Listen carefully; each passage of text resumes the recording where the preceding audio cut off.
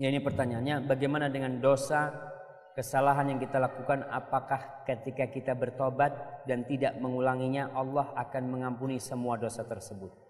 Adakah dalilnya? Barakallahu fiik. Orang itu harus punya penyesalan di hatinya. Yang kedua, meninggalkan perbuatan itu. Ketika dia menyesal, ada orang menyesal. Bismillah. Saya tobat, tidak mau minum lagi. Alhamdulillah, saya menyesal, kata dia. Bismillah. Dia bertobat tapi minum terus. Seperti orang main judi, ana mau tobat, pokoknya sudah, ya Allah mau tobat. Sambil ngocok. Ya nggak diterima tobatnya. Syaratnya menyesal ditambah meninggalkan perbuatan itu. Harus ditinggalkan. Kalau orang mengatakan bertobat dan saya menyesali perbuatan saya tapi tidak meninggalkan, bohong tobat. Karena kalau dia benar tobatnya, dia akan menyesal. Menyesal itu perasaan dalam hati ya.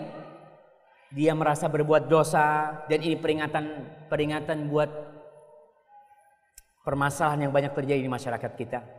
Banyak sekarang ini orang menikah setelah hamil. Kemudian ketika berzina hamil dikawinkan. Terus selesai.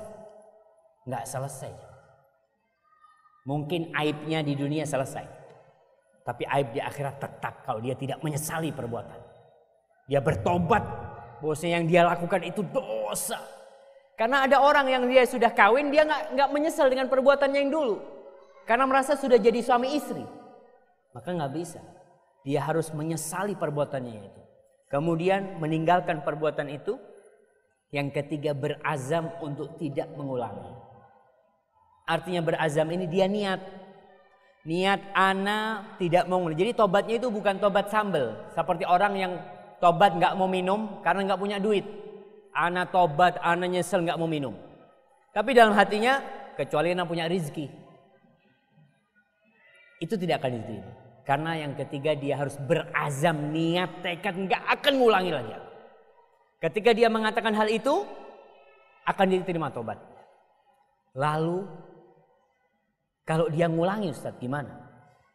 Dia sudah berjanji tidak akan berbuat dosa. Kemudian dia ngulangin dosanya. Dosa yang pertama sudah diterima, taubat. Tinggal dosa yang selanjutnya dia harus taubat lagi. Lalu, kalau ada hubungannya dengan manusia. Hubungannya dengan manusia, maka dia harus minta maaf atau mengembalikan. Karena kalau tidak, akan diminta di akhirat nanti. Dalilnya apa? Banyak sekali firman Allah Subhanahu wa ta'ala. Allah mengatakan, illal ladzina tabu ma'dziratan.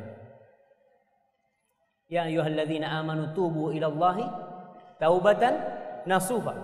Asa rabbukum an yukaffira ankum sayiatikum wa yudkhilakum jannatin tajri min tahtil anhar. Wahai orang-orang yang beriman, bertobatlah kalian kepada Allah Subhanahu wa taala.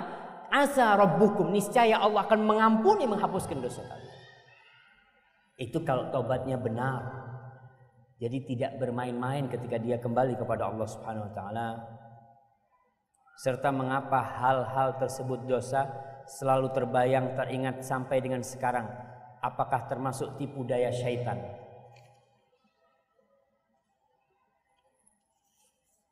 Ibnul Qayyim rahimahullahu ta'ala dalam kitabnya Madarijus Salikin, dia mengatakan, qala salaf, sebagian salaf itu mengatakan, rubba dzambin yadkhulu bihil abdul jannah wa rubba ta'atin yadkhulu bihal abdun nar. Ada sebagian dosa yang membuat orang masuk surga. Ada sebagian ketaatan yang membuat orang masuk neraka. Kok bisa? Dia ceritakan terkadang orang berbuat dosa, kemudian dia bertobat, kemudian dia senantiasa mengingat dosanya, dan dia memperbanyak amal soleh karena dia takut tobatnya nggak diterima. Terus dia berusaha untuk berbuat kebaikan karena takut sama dosanya. Jadi sebenarnya yang mengantarkan dia untuk masuk surga apa? Gara-gara dosa yang dia lakukan. Dan ada orang yang berbuat ketaatan masuk neraka dengan ketaatannya. Karena apa? Karena dia sombong dan ujub dengan ketaatan. Merasa orang lain nih, semua nih nggak ada yang lebih baik dari anak. Semuanya masuk neraka kecuali anak. Na'udzubillah. Dia merasa lebih baik dari orang lain, bahkan dia merasa berhak mendapatkan dari Allah surga. Padahal la yadkhulu ahadukumul jannah bi'amalih. Nggak ada yang bisa masuk surga itu sebagai ganti dari amalannya. Jadi kalau ditimbang amalan sama surga nggak ada yang bisa. Para sahabat bertanya, hatta anta ya Rasulullah, engkau pun ya Rasulullah, aku pun nggak bisa dengan amalanku. Illa ayataghammadani Allah birahmati, kecuali bila Allah meliputi aku dengan rahmatnya subhanallah. Dan kita tahu Rasul sallallahu alaihi wasallam akan berada di surga Allah yang tinggi. Tapi ingat, masuk surganya karena apa? Karena rahmat Allah. Amal itu sekedar sebab. Tapi jangan kita bangga dengan amalan kita sehingga kita bisa masuk neraka dengan amalan kita.